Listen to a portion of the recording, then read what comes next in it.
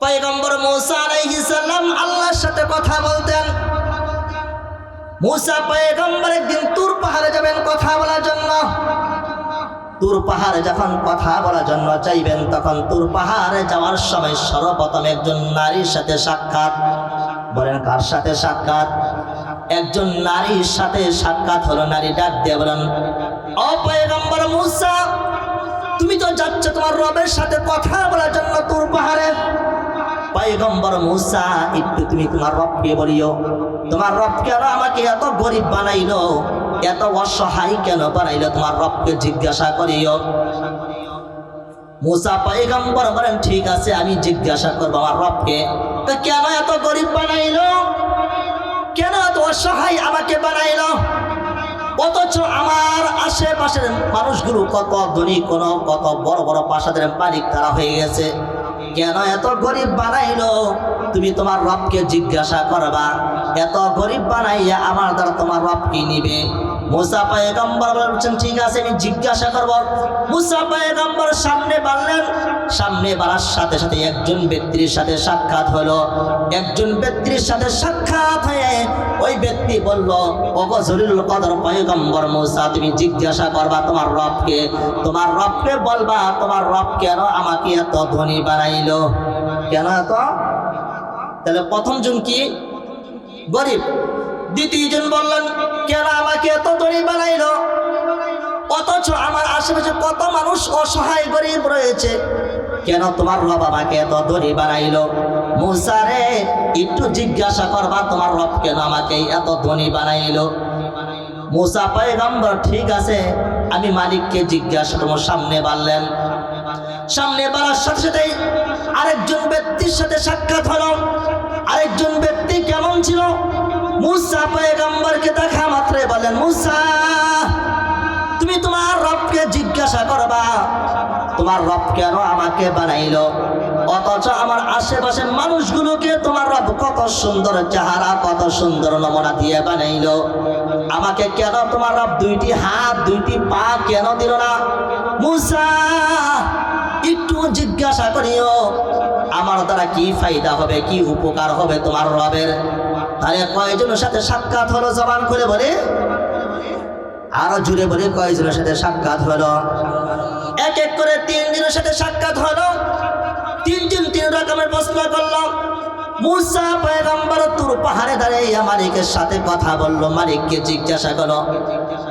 প্রথম ব্যক্তি যিনি অসহায় নারী ছিলেন, নারীর প্রশ্নগুলো জিজ্ঞাসা করার পর নারীকে আল্লাহ তাআলা পয়গম্বর মূসাকে জানিয়ে দিলেন, মূসা রে, তুমি নারীর কাছে যাবা, নারীকে যখন দেখবা, নারী তোমাকে জিজ্ঞাসা করবে, নারীর প্রশ্ন উত্তরটা দিয়ে দিবা। কি প্রশ্ন উত্তর? উত্তর হলো, নারীকে বলবা বেশি বেশি রব্বে কারিমের দরবারে শুকর আদায় করার জন্য। জোরে জোরে বলি সুবহানাল্লাহ। তো বেশি বেশি শুকর আদায় করার জন্য, তাহলে বেশি বেশি শুকর আদায় করার জন্য মহিলার মেজাজ ছিল খুব চড়া। আমাদের সমাজে আছে না কিছু মহিলার মেজাজ ছিল খুব চড়া। মহিলা বলল, এ পয়গম্বর, তুমি কেমন কথা বললা? রাত্রে বেলা শুকর আদায় করি, দিনের বেলাও মালিকের দরবারে শুকর আদায় করি, সব সময় মালিকের কাছে চাই। মহিলা যখন না শুকরিয়া আদায় করলো, তাফসীরগণ লেখেন, মহিলা যখন পিছনের দিকে ফিরে তাকাইলেন, পিছনের দিকে ফিরে তাকাইয়া দেখে মহিলা যে কুড়ের ঘরের মালিক ছিল, সেই কুড়ের ঘরের ঘরটা বাতাস এসে কুড়ের ঘরটা নদীতে ফেলে দিয়েছে, না শুকরিয়া আদায় করার কারণে। দুই নম্বর ব্যক্তির কথা মনে আছে আপনাদের? দুই নম্বর ব্যক্তির সাথে সাক্ষাৎ হলো। এ পয়গম্বর মূসা, তুমি কি জিজ্ঞাসা করেছ? হ্যাঁ, জিজ্ঞাসা করছি। তোমার মালিক কি বলেছে? তোমাকে এত বড় ধন সম্পদের মালিক বানিয়েছেন যে রব, সে রব বলেছে তুমি আজ থেকে শুকর আদায় করা বন্ধ করে দিবা। লোকটা ডাক দেবেন, আ পয়গম্বর মূসা, এটা কেমন কথা বললা তুমি? এটা কেমন কথা বললা? আমি জিরো ছিলাম, জিরো থেকে হিরো আমাকে বানিয়েছে যে মালিক শুকর আদায় করার কারণে। আজ তুমি বলো সে মালিকের না শুকরিয়া আদায় করার জন্য। পয়গম্বর রে, আমি কোনোদিন পারবো না। আমি সেই মালিকের দরবারে শুকর আদায় করব, মালিক আমাকে আরো সম্পদ বাড়াইয়া দেখ, আমার কোনো বাধা নাই। 3 নম্বর ব্যক্তির সাথে সাক্ষাৎ হলো। 3 নম্বর ব্যক্তির 2টি হাতও ছিল না, 2টি পাও ছিল না, মনে আছে? এখন 3 নম্বর ব্যক্তি জিজ্ঞাসা করেন, পয়গম্বর মূসা জিজ্ঞাসা করেছ, আমাকে তোমার মালিক 2টি হাত দেয় নাই, 2টি পা দেয় নাই, এত অসহায় বানাইল, তোমার মালিক আমার দ্বারা কি উপকার নেবে, কি কাজ নেবে? পয়গম্বর মূসা ডাক দিয়ে বলেন, তোমার দ্বারা মহান আল্লাহ বলেছেন জাহান্নামে একটা গর্ত রয়েছে, জাহান্নামের গর্তটা ভরার জন্য তোমাকে তোমার মালিক বানিয়েছে। জাহান্নামের একটা গর্ত রয়েছে, তো জাহান্নামের গর্তটা ভরার জন্য মালিক তোমাকে কি করছে? বানিয়েছেন। এই কথা যখন বললেন, ওই লোকটা জবান করে বলে আলহামদুলিল্লাহ। কি বলেছে? আলহামদুলিল্লাহ বলছেন। লোকটা আলহামদুলিল্লাহ বলতে দেরি, কিন্তু মহান মালিক লোকটার 2টি হাত 2টি পা দিতে দেরি করে নাই। বলুন সুবহানাল্লাহ। মুহতারাম হাজিরিন, ঈমানের পরীক্ষা দিতে হবে কার দরবারে? আল্লাহ দরবারে পরীক্ষা দিতে হবে। আল্লাহ হচ্ছে আমিনু কামা আমানান নাস, ঈমান আনো তোমরা ওই সকল মানুষদের মতন। তাহলে ওই সকল মানুষ কারা হইতে পারে? হযরত সুমাইয়া রাদিয়াল্লাহু তাআলা সেই সকল মানুষ হতে পারে, হযরত আসিয়া সেই সকল মানুষদের কাতারে হতে পারে। আমিনু কামা আমানান নাস, এই আয়াতের ব্যাখ্যা আব্দুল্লাহ ইবনে তামির হতে পারে। হযরত সুমাইয়া কেমন বড় একজন জ্ঞানদানশীল নারী ছিলেন, কেমন একজন ইসলামী পরীক্ষা দেনেওয়ালা একজন নারী ছিলেন, যেই নারীর কাছে আল্লাহ পরীক্ষা নিয়েছেন। আবু জাহেল ডাক দিয়ে বলছিলেন, আম্মারকে বলছিল আম্মার ঈমানটা ছেড়ে দে, আম্মার ঈমানটা ছেড়ে দে। আম্মারকে বলা হয়েছিল, আম্মার ঈমান ছাড়ে নাই। সুমাইয়া রাদিয়াল্লাহু আনহা ডাক দিয়ে বলছিলেন, আম্মার রে, এমন সন্তান আমি পেটে রাখি নাই যে সন্তান সামান্য বয়ে আবু জাহেলের বয়ে ঈমানটা ছেড়ে দিবে। আমি এমন সন্তান পেটে রাখি নাই যে আবু জাহেল একটু হুমকি ধমকি দেখেই সে ভয় করে ঈমান ছেড়ে দিবে। এই কথা বলার পর হযরত সুমাইয়া রাদিয়াল্লাহু তাআলাকে সাথে সাথেই আবু জাহেল কি করলেন, সুমাইয়ার পরনের যে কাপড়টা ছিল কাপড়টা খুলে ফেলল। কাপড়টা খুলে আম্মার আল্লাহর কাছে দোয়া করলেন আর কান্না করলেন, মালিক আমি তো এমন বিষয় চাই নাই, এমন আমি কোনো চাই নাই যে সন্তানের সামনে মায়ের কাপড়টা খুলে ফেলবে। আম্মার কান্না করে আল্লাহর দরবারে। সুমাইয়া ডাক দেবেন, আম্মার কোনো পক্ষে ঈমান ছাড়া যাবে না, ঈমান নামক মহাদৌলত ছাড়া যাবে না। যখন সুমাইয়া রাদিয়াল্লাহু আনহাকে আবু জাহেল বিষাক্ত বর্ষা মেরে সুমাইয়া রাদিয়াল্লাহু আনহাকে দুনিয়া থেকে বিদায় করে চলে দিল, হযরত আম্মারও চলে যায়। এমন করে আল্লাহ তাআলা ইসলামের পরীক্ষা সকলে দিয়েছেন। আল্লাহ বলেছেন আমিনু কামা আমানান নাস, ঈমান আনতে হবে ওই সকল সাহাবীদের মতন। আসসালামু আলাইকুম ওয়া রাহমাতুল্লাহি ওয়া বারাকাতুহু। আলহামদুলিল্লাহ,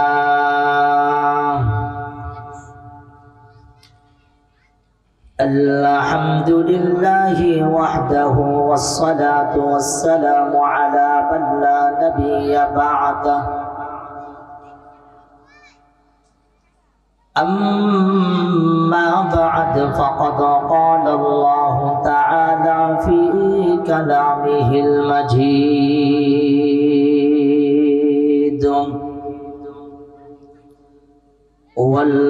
والفرقان الحميد. أعوذ بالله من الشيطان الرجيم. بسم الله الرحمن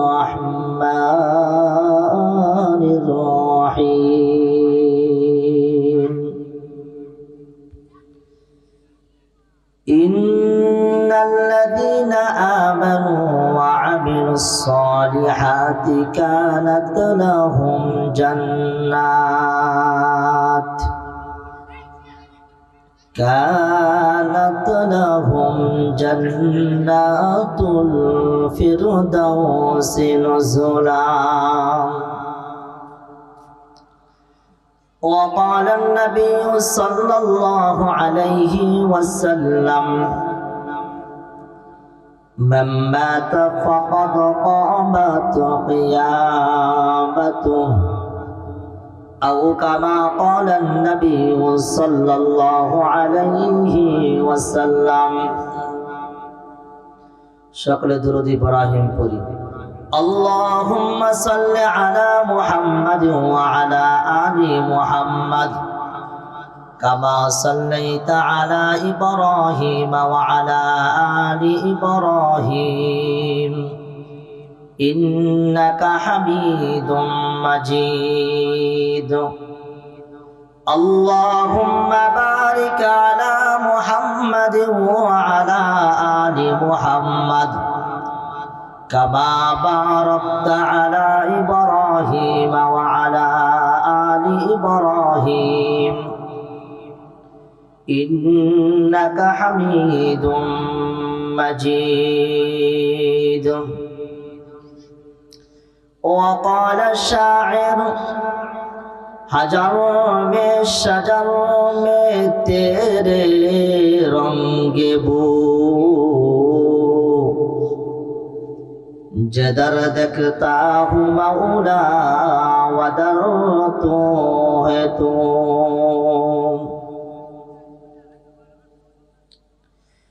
मैं दुरूह मजबूर ऐ सैयद आलम मैं दुरूह मजबूर ऐ सैयद आलम दीदार दिखा देने की आवाज सुना दो दीदार दिखा देने की आवाज सुना दो. ऐ बहर करम सदका हुसैन बिन अली का पिया से हूँ मुझे शरबियत दीदार पिला दो. तेरा नाम मदीना है तेरे नाम मरना तेरा नाम मदीना है तेरे नाम मरना. हमें तू दोस्त बना दे हमें तू प्यार बना दे हमें तू प्यार बना दे. আলহামদুলিল্লাহ দলি করি শিরিষতলা বাইতুল জান্নাত জামে মসজিদ ও ফুরকানিয়া মাদ্রাসার উদ্যোগে বার্ষিক ইসলামী মহাসম্মেলনের সম্মানিত সভাপতি ও সম্মানিত সহ সভাপতি আমার সামনে যে সকল মুরব্বী বাবাজিরা যুবক ভাইয়েরা বসে আছেন মঞ্চে উপবিষ্ট মুআজ্জাজ মুকাররম সম্মানিত উলামায়ে কেরাম সকলে রব্বে কাবের দরবারে জবান খুলে দিল থেকে শুকর আদায় করি যে মহান রব্বে কারীম সুন্দর এক মজলিসে কোরআন ও হাদিসের এক মজলিসে আমাদেরকে আসার বসার তৌফিক দান করেছেন. এই জন্য দিল থেকে শুকর আদায় করি সকলে জবান খুলে বলি আলহামদুলিল্লাহ. লক্ষ কোটি দুরুদ সালাম সাইয়্যিদুল আম্বিয়া আফতাবে নবুওয়াত সিরাজাম মুনীরা রাহমাতুল লিল আলামিন নবী মুহাম্মদ রাসূলুল্লাহ সাল্লাল্লাহু আলাইহি ওয়াসাল্লামের উপর। আমি কোরআনে কারীমের একটি ছোট্ট একটি আয়াতে কারিমা তেলাওয়াত করেছি। নবী আলাইহিস সালামের অসংখ্য হাদিসের ভান্ডার থেকে একটি হাদিসের অংশ পাঠ করেছি।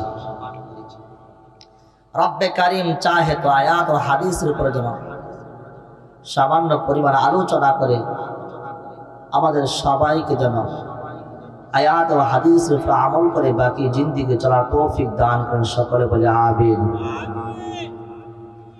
সকলে জবান খুলে আরো দিল থেকে শুকর আদায় করি যে রব্বে কারীম আপনাকে আমাকে সুস্থতার নিয়ামত দিয়ে সুন্দর এক মজলিসে বসার তৌফিক দান করেছেন। এই জন্য রব্বে কাবার দরবারে জবান খুলে শুকর আদায় করি, বলি আলহামদুলিল্লাহ। মুহতারাম হাজিরিন, কোরআনে কারীমের একটি আয়াতে কারিমা তেলাওয়াত করেছি, একটু সাউন্ডটা একটু বাড়ান। এই হাদিসের অংশ পাঠ করেছি। মহান আল্লাহ তাআলা আয়াতে কারিমার ভিতরে কি বুঝাতে চেয়েছেন, মাত্র দুইটি বিষয় নিয়ে আমি আলোচনা করব। আল্লাহ তাআলা বলেন, তোমাদেরকে আমি জান্নাতুল ফেরদাউসের মেহমান বানিয়ে নিব। শর্ত কি? মাত্র দুইটি। কয়টি শর্ত? জবান খুলতে হবে বাবাজিরা, জবান খুলি। কয়টি শর্ত? মাত্র দুইটি শর্ত। আল্লাহ বলেছেন যে দুইটি শর্ত যদি তোমরা পালন করতে পারো তাহলে তোমাদেরকে আমি কিসের মেহমান বানাবো? জান্নাতের মেহমান বানাবো। 8টি জান্নাতের ভিতরে সবথেকে দামি জান্নাত হলো জান্নাতুল ফেরদাউস। দুনিয়ার ভিতরে মানুষগুলো শুধু জান্নাতের আশা সকলেই করে, সকলেই করে না?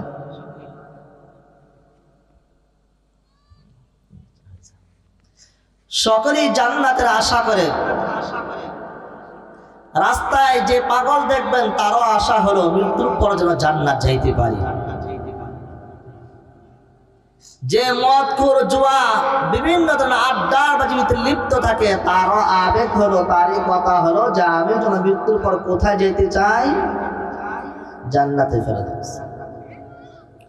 যে জীবনে কোনো নামাজ পড়ে না, শুধুমাত্র 2 ঈদের নামাজটা পড়ে, সেও বলে মৃত্যুর পর যেন আমি জান্নাত চাইতে চাই। যার বিরুদ্ধে গোটা সমাজ চলে যায় যে বেনামাজি, কোনদিন নামাজ পড়তে আসে না, তারও পরিবারের কথা হলো মৃত্যুর পর হুজুর যেন আমাকে জান্নাত দেয়। তাহলে এই সমাজের মানুষগুলোর অবস্থাটা এমন হলো, নিজের অবস্থার দিকে তাকায় না যে জান্নাত যাইতে হলে কি কি নিয়ামতের আমল দরকার, কেমন পদ্ধতিতে আল্লাহকে চাওয়া দরকার, এই পদ্ধতি দিকে তারা তাকায় না। তারা শুধু তাকায় যেন মৃত্যুর পর যেন জান্নাত যাইতে চায়। বলুন তো জান্নাত দেওয়ার মালিক কে? জবান খুলে বলে জান্নাত দেওয়ার মালিক কে? তাহলে আল্লাহ তাআলা বলেন জান্নাত দেওয়ার মালিক আমি আল্লাহ, জান্নাত তোমাদেরকে দিব। আর জান্নাতের মালিক তো আমি আল্লাহ, তোমাদেরকে বানিয়ে দিব। শর্ত 2টি। গোটা রাষ্ট্রের জিনিসগুলো চুরি আর ডাকাতি করে সেও বলে যে আমিও তো বাইতুল্লাহ জিয়ারত করি, আমিও তো জান্নাত চাইতে চাই। এই জন্য একটা সমাজের, একটা ইউনিয়নের যে চেয়ারম্যান হয় তার কাছে যে পরিমাণ অনুদান আসে, সে ইচ্ছা করলে গোটা ইউনিয়নকে সে সুন্দর এক রূপ দেখাইতে পারে কি পারে না বলেন? কিন্তু সে করে না। আমার তারও বাসন হলো যে আমি যেন মৃত্যুর পর জান্নাত যাইতে চাই। কি জান্নাত? হুজুরকে বলে হুজুর জান্নাতুল ফেরদাউস যাইতে চাই, যে জান্নাতের মাকাম হলো সব থেকে বেশি। সুবহানাল্লাহ। এই জন্য মুহতারাম হাজিরিন, কোরআনে কারীমের একটি আয়াতে কারিমা তেলাওয়াত করেছি। আয়াতের কারিমার ভিতরে আল্লাহ তাআলা 2টা বিষয়ের কথা বলেছেন। 1 নম্বর আল্লাহ বলেন ইন্নাল্লাযীনা আমানু ওয়া আমিলুস সালিহাত। 1 নম্বর হলো তোমাদের ঈমান আনতে হবে। বলেন তো কি আনতে হবে? 1 নম্বর হলো তোমাদের ঈমান আনতে হবে। 2 নম্বর আমিলুস সালিহাত, নেক কাজ করতে হবে। 1 নম্বর তোমরা যদি ঈমান আনতে পারো, নেক কাজ করতে পারো, তাহলে মনে রাখবা তোমাদের জন্য আমি আল্লাহ কই দিলাম কানাত লাহুম জান্নাতুল ফিরদাউসি নুজুলা। তোমাদেরকে আমি আল্লাহ জান্নাতে ফেরদাউসের মেহমান বানাইয়া দিব। বুঝা আসছে? কয়টা? মাত্র 2টা। মুহতারাম হাজিরিন, আপনার আমার জীবনে অসংখ্য গুনাহ হয়। রাত্রের বেলা গুনাহ করি, দিনের বেলা গুনাহ করি, এমনকি নিজের বাড়ির ঘরের দরজাটা লাগিয়ে গুনাহ করি। কত পরিমাণ নিকৃষ্ট কাজের ভিতরে চলে যায়, গুনার ভিতরে চলে যায়। রব তবু আপনাকে আমাকে রহমত দিয়ে, গোটা জমিনের ভিতর রহমত দিয়ে আপনাকে রহমত দ্বারা বেষ্টন করে রেখে দেয়।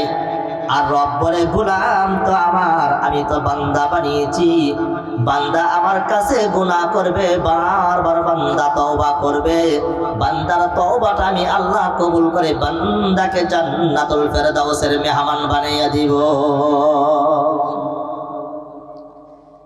মুহতারাম হাজিরিন, 4 নম্বর পারা 6 নম্বর পৃষ্ঠার মাঝামাঝি আয়াতে আল্লাহ তাআলা উল্লেখ করে দেন, والذين إذا فعلوا فاحشة أو ظلموا أنفسهم ذكروا الله فاستغفروا لذنوبهم। আল্লাহ তাআলা বলেন, বান্দা বান্দি যখন গুনাহ করে আর গুনাহ করার পর নিজে নিজে অনুতপ্ত হয় যে আমি গুনাহ করেছি, গুনাহ হয়ে গিয়েছে, আমাদের ভিতরে হয় কি হয় না বলেন? কথা বলেন বাবাজিরা, হয় কি হয় না? তাহলে আমরা গুনাহ করি, আল্লাহ তাআলা বলেন বান্দা অসংখ্য গুনাহ করে ফেলে, গুনাহ করার পর বান্দা বলে গুনাহ তো করে ফেলেছি, গুনার জন্য তওবা করতে হবে। কার কাছে বলেন? সকলে জবান খুলে বলেন, কার কাছে তওবা করতে হবে? বান্দা বলে গুনাহ করেছি আল্লাহর কাছে, গুনাহ করার কারণে আল্লাহর কাছে তওবা করতে হবে। আমার তওবা তো কবুল করার মতন দুনিয়ার কোনো মানুষ নাই। আল্লাহ তাআলা বলেন, বান্দা ইচ্ছা করলে দুনিয়ার কোন মানুষের কাছে যাইতে পারতো, কোন পীর বাবার কাছে আমরা অনেকে যাই, ভুল করে যাই কি যাই না বলেন? কথা বলেন, যাই কি যাই না? তো বুক ফাটে, একটু জোরে আওয়াজ দিয়ে কথা বলবেন আপনারা, ভয় পায়েন না, হ্যাঁ ভয় পায়েন না।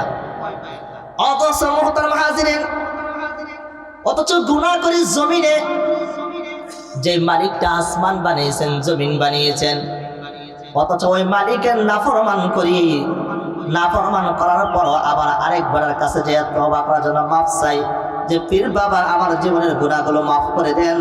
অথচ বাবাজি মনে যোগ দিয়ে কথাগুলো শুনবেন, আমি যে মানুষের কাছে তওবা চাইলাম, গুনাহ মাফের জন্য চাইলাম, সেই মানুষের কাছে 1000 বার গেলেও কোনো লাভ আর ফায়দা হবে না।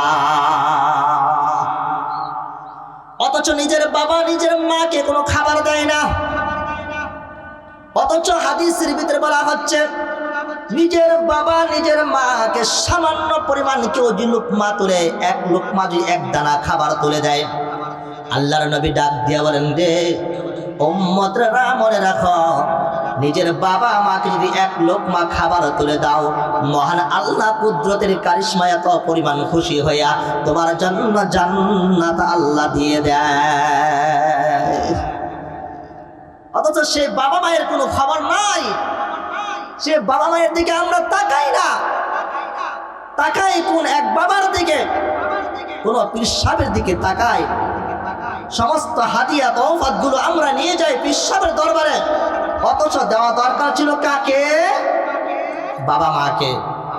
বাবা মাকে দেই না। অথচ মুহতারাম হাজিরিন, দূরের পীর সাহেবের কাছে আমরা হাদিয়া নিয়ে যাই, অথচ আমার পাশে মসজিদে ইমাম সাহেব রয়েছে। আরে মনে রাখতে হবে, গোটা সমাজের পীর সাহেব থাকে একমাত্র কে? জবান করে বলেন, আমার মসজিদের ইমাম। আমার মসজিদের ইমাম না খেয়ে জীবন কাটায়, কষ্ট করে আপনার সমাজে আমার সমাজে পড়ে থাকে। কিন্তু বাবাজি, সেই ইমাম সাহেবকে সামান্য পরিমাণ আমরা হাদিয়া দিতে চাই না। হাদিয়া দেওয়ার জন্য সেই চট্টগ্রাম, সেই সিলেট, সেই বরিশাল চলে যায়। আল্লাহ তাআলা বলেন, বান্দা গোলাম, তোমার পীর সাহেব, তোমার ওলি আল্লাহ তো তোমার বাড়ির ভিতরে পড়ে রয়েছে।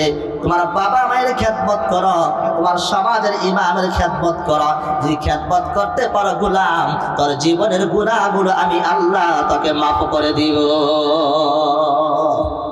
বুঝে আসতেছে? রাগ হচ্ছেন আপনারা? রাগ হয়েন না। আল্লাহ তাআলা বলেন, বান্দা এই যে গুনাহ করেছে, গুনাহ করে তওবা করেছে, আল্লাহ বলেন, মিসরু আলা মা ফাআলু ওয়া হুম ইয়ালামুন। আল্লাহ তাআলা বলেন, বান্দা ইচ্ছা করলে অন্যের দিকে ফিরে যাইতে পারতো, সে কোনো পিশাব ধরে না, কাউকে ধরে না, যে বলে আমার গুনাহ মাফ করার মালিককে জবান করে বলেন, বা আমার গুনাহগুলো মাফ করতে পারে একমাত্র মালিক আল্লাহ। নবী আলাইহিস সালামের কাছে যখন আয়াত কারিমা নাযিল হয়ে যায়, আল্লাহর নবী সাহাবায়ে আজমাইনকে যখন এই কথাগুলো বলেন, সাহাবায়ে আজমাইন কথাগুলো শুনে আল্লাহর নবীকে জানায়, ইয়া নবী আল্লাহ, আমরা তো অনেক গুনাহ করে ফেলি, এক গুনার জন্য তওবা করি রাত্রে বেলা, আবার সকাল না হইতে গুনাহ করে ফেলি, আবার সকালে তওবা করি, দুপুর না হইতে আমরা গুনাহ করে ফেলি, আবার দুপুরে তওবা করি, বিকাল না হইতে গুনাহ করে ফেলি, করি না? আমরা গুনাহ করে ফেলি ইয়া রাসূলুল্লাহ, তাহলে কি করা যায়? তাফসীর কারকগণ তাফসীর ভিতরে উল্লেখ করেছেন, আল্লাহ তাআলা যখন আয়াতে কারিমা নাযিল করলেন, আয়াতে কারিমার বিষয়গুলো আল্লাহর নবী সাহাবায়ে আজমাইনকে জানাইয়া দিলেন। সাহাবায়ে আজমাইনকে জানানোর পর সাহাবায়ে আজমাইন নবীকে বলেন, ইয়া রাসূলুল্লাহ, এত পরিমাণ গুনাহ হয়ে যায়, তাহলে গুনার জন্য কতবার তওবা করব? এত বারবার তওবা করার পরও আমাদের যদি গুনাহ হয়ে যায়, তাহলে আল্লাহ আমাদেরকে কি মাফ করবে কিনা? আল্লাহর নবী সাহাবীকে বলেন, সাহাবীরা, তোমাদের গুনাহ হবে, তোমাদের গুনাহ যদি বারবার হয়ে যায়, বারবার তওবা করো, আর গুনাহের জন্য আল্লাহর দরবারে কান্নাকাটি করো, সেজদা দাও, সেজদার ভিতরে কান্নাকাটি করো, আল্লাহ আমার জীবনে ভুল হয়ে গেছে, আমার ভুলের জন্য তুমি মাফ করে দাও। আল্লাহ বলেন, বান্দা যখন এমন করে কান্নাকাটি করবে, বান্দা কান্নাকাটি করার কারণে বান্দার জীবনের গুনাহগুলো আমি আল্লাহ মাফ করে দেই। কবিতার বলেন, গুনাবে আদাদরা বারে হাসতাম, গুনাবে আদাদরা বারে হাসতাম, হাজারে বারে তোবে হাসে কাস্তাম। আল্লাহ নবী বলেন, সাহাবীরা শুনে রাখো, তোমরা যে গুনাহ করেছো, গুনাহর জন্য যে তওবা, এমন ভাবে তওবা করো জীবনে আর গুনাহ করবা না। আর যদি তোমরা যে গুনাহ যদি না করো, তোমাদের পরিষ্কার থাকো, তোমাদের দিল দিয়ে পরিষ্কার থাকে, তাহলে মনে রাখো আমার আল্লাহ তাআলা তোমাদেরকে এমন একটা কথা বলে দিয়েছেন, তোমরা যদি নিষ্পাপের মতন হইতা, তাহলে তোমাদের বাসা বাড়িতে আসমান থেকে রহমতের ফেরেশতা তোমাদের বাড়িতে বাড়িতে যে আর বলতো, ভাই বাবা তোমাদেরকে সালাম দিলাম, আল্লাহর পক্ষ থেকে তোমাদের জন্য সালাম, তোমাদের সাথে মুসাফা করার জন্য আল্লাহ আমাদেরকে পাঠিয়ে দিয়েছে। তোমরা তো নিষ্পাপ না, তোমরা তো গুনাহগার, এই জন্য তোমাদের বাসা বাড়িতে ফেরেশতারা আসে না, আসার পর তোমাদের সাথে মুসাফা করে না, কারণ তোমরা তো গুনাহগার। তাহলে গুনার জন্য এক নম্বর কথা হলো তওবা করবো কার কাছে বলেন? জবান খুলে বলেন, কার কাছে তওবা করব?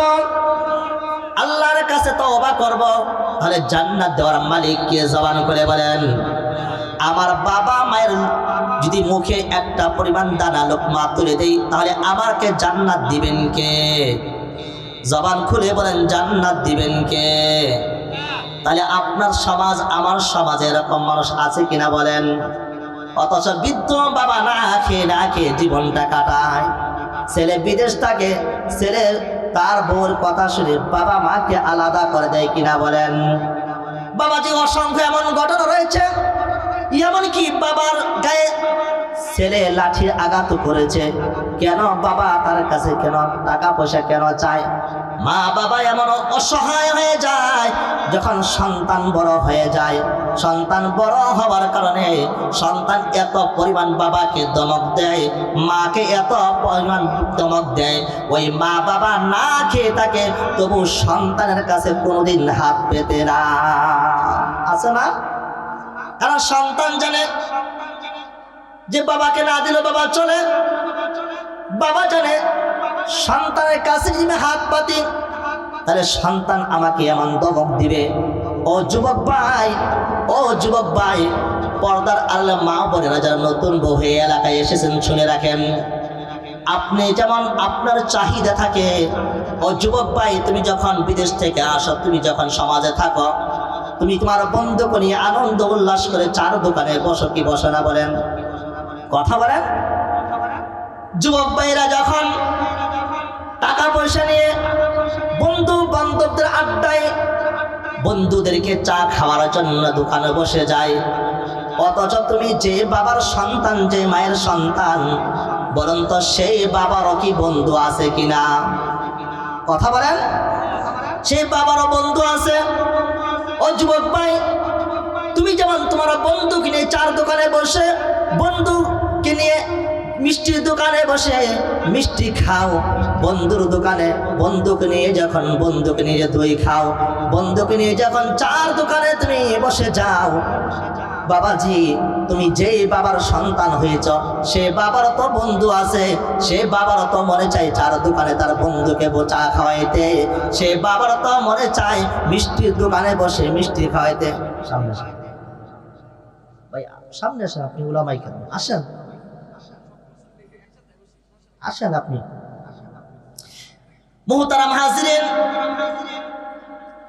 যে বন্ধু নিয়ে তুমি চার দোকানে বসলা, বিভিন্ন আড্ডায় আনন্দ উল্লাসে তুমি বসলা, ও যুবক তুমি খেয়াল করো নাই তুমি যে বাবার সন্তান হয়েছ সেই বাবার তো বন্ধু আছে, যে মায়ের ঘর থেকে তুমি আসছো সে মায়ের তো বান্ধবী আছে, সেই বাবার তো মনে চাই যে আমি আমার বন্ধুকে নিয়ে এক কাপ চা খাই, আমি আমার বন্ধুকে নিয়ে মিষ্টি দোকানে বসে আনন্দ উল্লাস করি।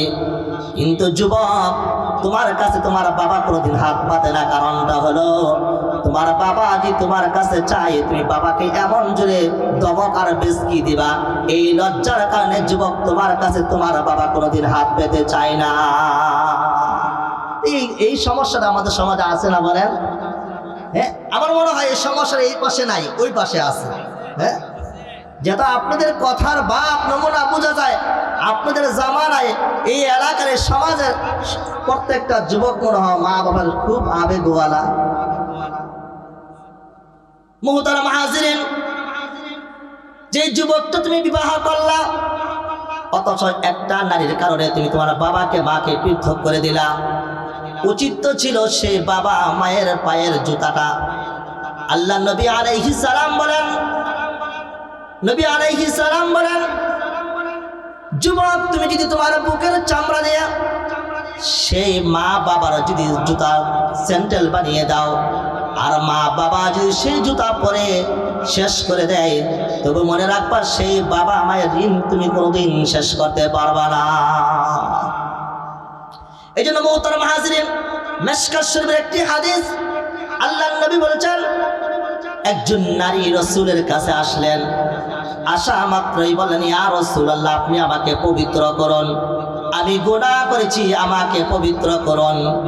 নারী বারবার আসার পর আল্লাহর নবী বলেন, নারী তুমি কি গুনাহ করেছ? ইয়া রাসূলুল্লাহ আমি এত পরিমাণ ভয়ঙ্কর গুনাহ করেছি, ইয়া নবী আল্লাহ আমি জান্নাত যাইতে চাই, দুনিয়াতে আমি শাস্তি পেয়ে, দুনিয়ার বুকে আমি শাস্তি পেয়ে জান্নাত আমি যাইতে চাই, আর আমি সাধারণ কোনো জান্নাত চাই না। ইয়া রাসূলুল্লাহ আমি জান্নাতুল ফেরদাউসের মেহমান হতে চাই। তাহলে তোমাকে কি করতে হবে? ইয়া রাসূলুল্লাহ আমি জিনা করেছি, জিনার বাচ্চা আমার গর্ভে রয়েছে, তাহলে আপনি আমাকে পবিত্র করুন। আল্লাহর নবী বলেন, মহিলা তোমার দোষ হয়েছে, তোমার বাচ্চার তো কোনো দোষ হয় নাই, জিনার কারণে তোমার গর্ভে যে বাচ্চা এসেছে এই বাচ্চার কোনো দোষ হয় না, দোষ তোমার হয়েছে। মহিলা একদিন যায়, দুই দিন যায়, কিছুদিন পর রাসূলের দরবারে আবার আগমন করে, ইয়া রাসূলুল্লাহ আপনি আমাকে পবিত্র করে, আমি গুনাহ করেছি। আল্লাহ নবী বলেন, তোমার বাচ্চা যখন দুনিয়ার বুকে আসবে আর তোমার বাচ্চা যখন নিজের হাতে নিজের খাবারটা খাইতে পারবে, তো তখন তোমাকে আমি পবিত্র করব, এর আগে আমি তোমাকে পবিত্র করতে পারবো না। মহিলা একদিন যায়, দুই দিন যায়, কয়েক বছর চলে যায়, একদিন বাচ্চাকে নিয়ে কোলে নিয়ে আসলেন, রাসূলের দরবারে আসার পর আল্লাহর নবীকে বললেন, ইয়া রাসূলুল্লাহ এই যে দেখেন আমার বাচ্চা আমার কোলের ভিতরে নিজের হাত দিয়ে নিজে রুটি ছিঁড়ে ছিঁড়ে খাইতে পারে, ইয়া রাসূলুল্লাহ আপনি আমাকে পবিত্র করুন। আল্লাহর নবী বলেন, ঠিক আছে পবিত্র করব। যখন সাহাবায়ে কেরামকে হুকুম করলেন, বিশাল এক ময়দানে, বালুকার ময়দানে তোমরা নিয়ে যাও। বালুর ময়দানে নেওয়ার পর একটা বিষাক্ত বড় আকারে একটা গর্ত খোদা হলো, গর্তের ভিতরে ওই মহিলাকে রাখা হলো, আর সাহাবায়ে আজমাইন চতুর্দিকে পাথর নিক্ষেপ করতে লাগলো। এই হলো জিনাকারীর শাস্তি। এই হলো কিসের শাস্তি বলেন? বলেন কিসের শাস্তি? তাহলে এই হলো জিনাকারীর শাস্তি। যখন চতুর্দিকে সাহাবায়ে কেরাম পাথর নিক্ষেপ করলেন, ঘটনা করবে হাদিসের ভাষা হলো এক সাহাবীর গায়ে মহিলাকে যখন পাথর নিক্ষেপ করতে লাগলো, নিক্ষেপ করতে করতে মহিলার শরীর থেকে রক্তটা ছিটকি দিয়ে সাহাবীর জামায় লাগলো। সাহাবীর জামায় লাগার সাথে সাথে সাহাবী বলেন, আহ, জিনাকারীর রক্ত আমার শরীর লাগলো। এই আফসোস করতেছে। আল্লাহর নবী সাহাবীকে বলেন, সাহাবী রে, তাকে এত পরিমাণ তুমি ঘৃণা করিও না, কারণ সে এমন করে তওবা করেছে, এমন করে তওবা করেছে, তার তওবাটা আল্লাহর কাছে কবুল হয়েছে। আর সে এমন করে তওবা করেছে, আরবের জমিনে 60 জন ব্যক্তি যে তওবা করলে যে পরিমাণ অর্জনতা লাভ করবে, এক মহিলা এত তওবা করেছে, 60 জন জিনাকারী তওবাটা সে একাই করে সেও আল্লাহ তাআলার জান্নাতওয়ালা হয়ে গেছে। তওবা করেছে। তাহলে মুহতারাম হাজির, আমাদের সমাজে অসংখ্য জিনাকারী আছে কিনা বলেন, কথা বলেন। আল্লাহ তাআলা বলেন, ওয়ালাম ইউসিরু আলা মা ফাআলু ওয়া হুম ইয়ালামুন। সে ইচ্ছা করলে ফিরে যাইতে পারতো, কিন্তু ফিরে যায় নাই। সে চিন্তা ভাবনা করে দেখলো, আমার জীবনের গুনাহগুলো ক্ষমা করতে পারেন কে? আরো আসতে বলেন কে? তাহলে আমার জীবনের গুনাহগুলো ক্ষমা করতে পারে আল্লাহ তাআলা। এই জন্য আল্লাহ বলেছেন, দুইটা শর্ত যদি তোমরা মানতে পারো, তোমাদেরকে কানাত লাহুম জান্নাতুল ফিরদাউসি নুজুলা, তোমাদেরকে জান্নাতে ফিরদাউসের মেহমান আমি আল্লাহ তোমাদেরকে বানাইয়া দিব। মুহতারাম হাজিরিন, এই জান্নাত যদি আমরা পেতে চাই, জান্নাত যাওয়ার জন্য শর্ত হলো দুইটা। আল্লাহ তাআলা বলছেন, তোমাদেরকে পরীক্ষা করব, তোমাদের সবাইকে পরীক্ষা করব। একজনের পরীক্ষা এক রকম হবে। কারো পরীক্ষা হবে, কাউকে অসহায় বানাইয়া পরীক্ষা নেওয়া হবে, কাউকে ধনী বানাইয়া পরীক্ষা বানানো নেওয়া হবে। আল্লাহ বলেন, সবাইকে পরীক্ষা দিয়ে জান্নাত যাইতে হবে, কিন্তু মনে রাখো, পরীক্ষা দিতে হবে। তোমাদের পরীক্ষার বিষয় আর সাবজেক্টটা ভিন্ন রকমের হইতে পারে। আল্লাহ বলেন, ভিন্ন রকমের সাবজেক্ট হবে, ভিন্ন রকমের পরীক্ষা দিয়ে যারাই সফলতা অর্জন করবা তাদেরকে জান্নাত বানাইয়া দিও। পয়গম্বর মূসা আলাইহিস সালাম আল্লাহর সাথে কথা বলতেন। মূসা পয়গম্বর একদিন তুর পাহাড়ে যাবেন কথা বলার জন্য। তুর পাহাড়ে যখন কথা বলার জন্য চাইবেন, তখন তুর পাহাড়ে যাওয়ার সময় সর্বপ্রথম একজন নারীর সাথে সাক্ষাৎ। বলেন, কার সাথে সাক্ষাৎ? একজন নারীর সাথে সাক্ষাৎ হলো। নারী ডাক দিয়ে বলেন, ও পয়গম্বর মূসা, তুমি তো যাচ্ছ তোমার রবের সাথে কথা বলার জন্য তুর পাহাড়ে। পয়গম্বর মূসা, একটু তুমি তোমার রবকে বলিও, তোমার রব কেন আমাকে এত গরিব বানাইলো, এত অসহায় কেন বানাইলো, তোমার রবকে জিজ্ঞাসা করিও। মূসা পয়গম্বর বলেন, ঠিক আছে, আমি জিজ্ঞাসা করবো আমার রবকে, তো কেন এত গরিব বানাইলো, কেন এত অসহায় আমাকে বানাইলো, অথচ আমার আশেপাশের মানুষগুলো কত ধনী, কত বড় বড় প্রাসাদের মালিক তারা হয়ে গেছে, কেন এত গরিব বানাইলো? তুমি তোমার রবকে জিজ্ঞাসা করবা। এত গরিব বানাইয়া আমার দ্বারা তোমার রব কি নিবে? মূসা পয়গম্বর বলছেন, ঠিক আছে, আমি জিজ্ঞাসা করব। মূসা পয়গম্বর সামনে বাড়লেন। সামনে বাড়ার সাথে সাথে একজন ব্যক্তির সাথে সাক্ষাৎ হলো। একজন ব্যক্তির সাথে সাক্ষাৎ হয়ে ওই ব্যক্তি বলল, ওগো জলিলুল কদর পয়গম্বর মূসা, তুমি জিজ্ঞাসা করবা তোমার রবকে, তোমার রবকে বলবা, তোমার রব কেন আমাকে এত ধনী বানাইলো, কেন এত? তাহলে প্রথম জন কি? গরিব। দ্বিতীয়জন বললেন, কেন আমাকে এত ধনী বানাইলো, অথচ আমার আশেপাশে কত মানুষ অসহায় গরিব রয়েছে, কেন তোমার রব আমাকে এত ধনী বানাইলো? মূসা রে, একটু জিজ্ঞাসা করবা তোমার রব কেন আমাকে এত ধনী বানাইলো। মূসা পয়গম্বর, ঠিক আছে, আমি মালিককে জিজ্ঞাসা করব। সামনে বাড়লেন। সামনে বাড়ার সাথে সাথে আরেকজন ব্যক্তির সাথে সাক্ষাৎ হলো। আরেকজন ব্যক্তি কেমন ছিল? মূসা পয়গম্বরকে দেখা মাত্রই বলেন, মূসা, তুমি তোমার রবকে জিজ্ঞাসা করবা তোমার রব কেন আমাকে বানাইলো, অথচ আমার আশেপাশের মানুষগুলোকে তোমার রব কত সুন্দর চেহারা, কত সুন্দর নমুনা দিয়ে বানাইলো, আমাকে কেন তোমার রব দুইটি হাত দুইটি পা কেন দিল না? মূসা, একটু জিজ্ঞাসা করিও আমার দ্বারা কি ফায়দা হবে, কি উপকার হবে তোমার রবের। তাহলে কয়জনের সাথে সাক্ষাৎ হলো? জবান খুলে বলে, আরো জুড়ে বলে, কয়জনের সাথে সাক্ষাৎ হলো? এক এক করে 3 জনের সাথে সাক্ষাৎ হলো। 3 জন 3 রকমের প্রশ্ন করলো। মুসা পয়গম্বর তুর পাহাড়ে দাঁড়িয়ে মালিকের সাথে কথা বললো। মালিককে জিজ্ঞাসা করলো। প্রথম ব্যক্তি যিনি অসহায় নারী ছিলেন, নারীর প্রশ্নগুলো জিজ্ঞাসা করার পর নারীকে আল্লাহ তাআলা পয়গম্বর মুসাকে জানিয়ে দিলেন, মুসা রে, তুমি নারীর কাছে যাবা, নারীকে যখন দেখবা নারী তোমাকে জিজ্ঞাসা করবে, নারীর প্রশ্ন উত্তরটা দিয়ে দিবা। কি প্রশ্ন উত্তর? উত্তর হলো নারীকে বলবা বেশি বেশি রব্বে কারিমের দরবারে শুকর আদায় করার জন্য। জোরে জোরে বলি সুবহানাল্লাহ। তো বেশি বেশি শুকর আদায় করার জন্য, তাহলে বেশি বেশি শুকর আদায় করার জন্য মহিলার মেজাজ ছিল খুব চড়া। আমাদের সমাজে আছে না কিছু মহিলার মেজাজ ছিল খুব চড়া। মহিলা বলল, এ পয়গম্বর তুমি কেমন কথা বললা? রাত্রে বেলা শুকর আদায় করি, দিনের বেলাও মালিকের দরবারে শুকর আদায় করি, সব সময় মালিকের কাছে চাই। মহিলা যখন না শুকরিয়া আদায় করলো, তাফসীরগণ লেখেন মহিলা যখন পিছনের দিকে ফিরে তাকাইলেন, পিছনের দিকে ফিরে তাকাইয়া দেখে মহিলা যে কুরের ঘরের মালিক ছিল, সেই কুরের ঘরের ঘরটা বাতাস এসে কুরের ঘরটা নদীতে ফেলে দিয়েছে না শুকরিয়া আদায় করার কারণে। 2 নম্বর ব্যক্তির কথা মনে আছে আপনাদের? 2 নম্বর ব্যক্তির সাথে সাক্ষাৎ হলো। এ পয়গম্বর মুসা তুমি কি জিজ্ঞাসা করেছ? হ্যাঁ জিজ্ঞাসা করছি। তোমার মালিক কি বলেছে? তোমাকে এত বড় ধন সম্পদের মালিক বানিয়েছেন যে রব, সে রব বলেছে তুমি আজ থেকে শুকর আদায় করা বন্ধ করে দিবা। লোকটা ডাক দেবেন, পয়গম্বর মুসা এটা কেমন কথা বললা তুমি?